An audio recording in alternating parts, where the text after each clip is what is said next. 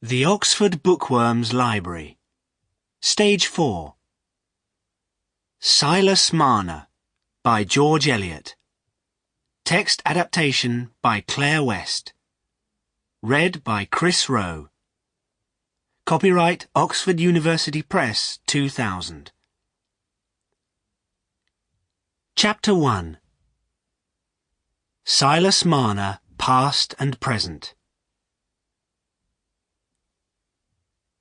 In the early years of the 19th century, strange-looking little men were often seen on the country roads, usually with a heavy bag on their shoulders. They were linen weavers, taking the linen they had woven to the women in the villages. Unlike the strong, healthy country people, they were small and thin, with tired white faces, bent backs, and round shoulders. They were often short-sighted too, because they had to look so closely at their work. To the villagers, the weavers looked almost foreign, and quite frightening. Where did they come from? Was it the devil who sent them? Who were their parents? How could you trust a man if you didn't know his father or mother? Country people used to be very suspicious of all strangers and travellers. They were also suspicious of clever people, people who could do something they themselves had not learnt to do.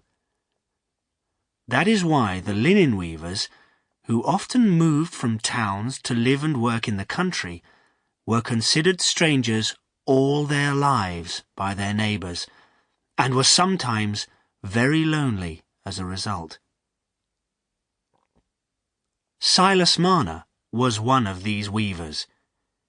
He lived in a small cottage near the village of Raveloe. Every day he worked at his loom in the cottage. The small boys of Raveloe had never heard the sound of a loom before, and sometimes they used to run up to his house to look quickly in at the window.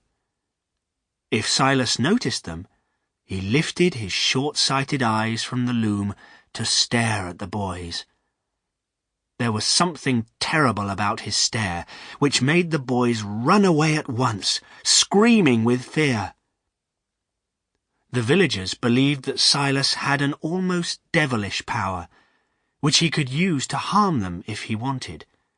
And Sample complete. Ready to continue?